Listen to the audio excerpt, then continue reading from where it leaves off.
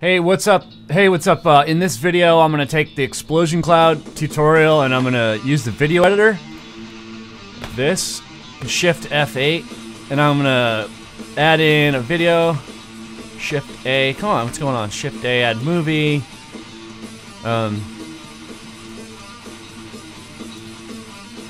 This one and this one. With sound, yeah. Starting on frame 1. Okay. Go. And then I'm gonna hit home to zoom out to the whole project. Look how long this is compared to that. That's because I did the tutorial at 5 frames a second.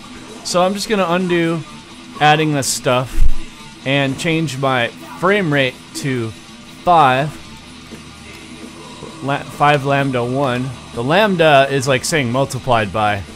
So just 5, and then now Shift A again, add movie 1 and 2. This is the one I'm recording right now. Okay, add to frame 1 and hit it.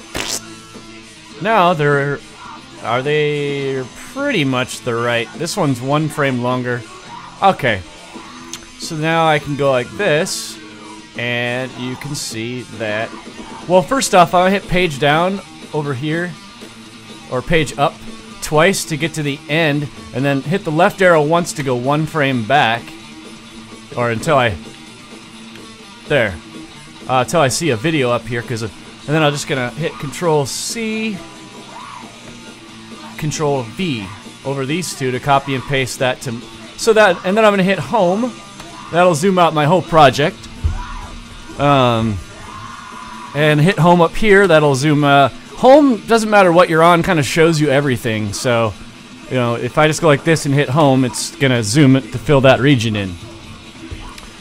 Okay, so what I want to do is I want to cut. Oh, I have what do you call it? Audio scrubbing on. I don't really need that on. So, let's see. Got to get to the part where I'm starting to render. Now I have to listen for. Hey, let me just turn Entangled down for a second. Hang on.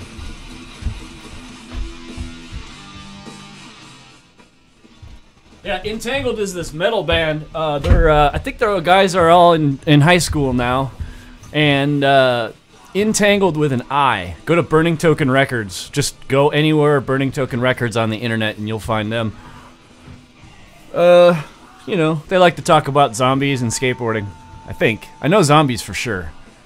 Okay, back on track. Well, let's listen to where this part is here. Alt A. I'll be back in a minute. Oh, good timing. So I said I'll be back in a minute.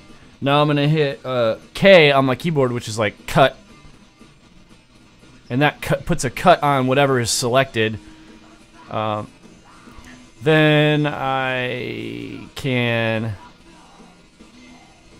just kind of delete this stuff here.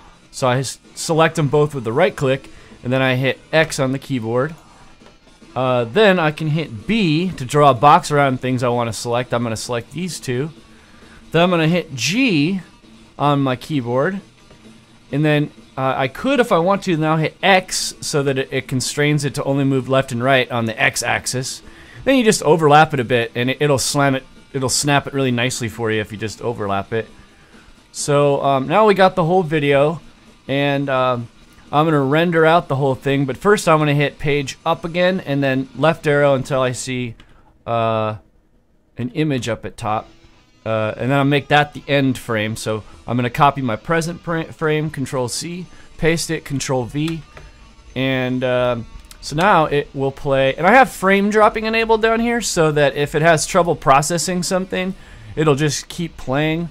In real time, it won't slow down. So that's basically that. I'll save this, I guess. So I hit F2 to save. I'm gonna save it in. It's just here, Rowdy Rabbit, Toots, unnamed. A lot of times when I don't know what a project's gonna be called, I just call it unnamed. So I guess this one's Explosion Cloud Video Editor Screencast Series. Okay, that sounds like a good thing to call it. All right, the reason why so I saved it. Now, if you look here on the output tab over here under the render properties panel, that's what I'm calling it. I think that's what you call it. I have here 2 forward slashes and then the word cache, but you could call it anything you want. I'm just going to call it output because that kind of makes sense too. And then if you're on Linux or I think if you're on a Mac, you hit a forward slash here. See, and then if you're on Windows, you would put a backslash like this. Okay. So, but I'm on. It doesn't really matter. I think in Linux it doesn't. It fixes it for you, but on Windows it won't. So you got to have a backslash. I'm gonna have forward slash because that's how you do it in Linux. You know, like the internet. You know how the internet usually runs on Linux servers. That's so forward slash everything. Just remember it that way. I don't know if it has anything to do with that. Now to get a good video on YouTube, I just go right here to Xvid, keep it on RGB. Keep it on AVI, MPEG-4 DivX, and the bit rate, I just cranked that all the way up to 14.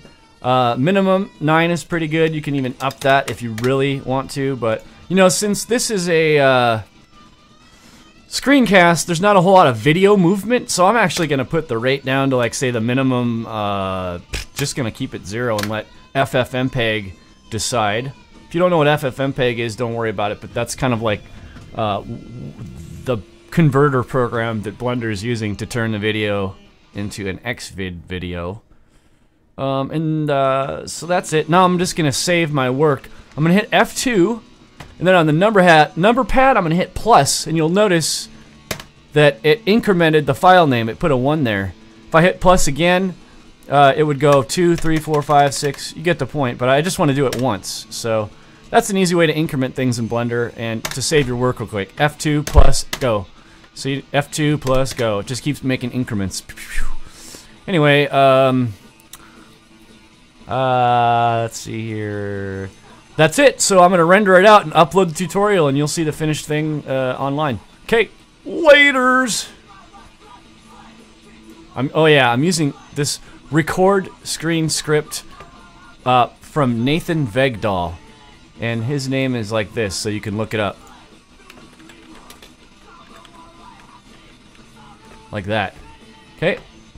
And peace out, dudes.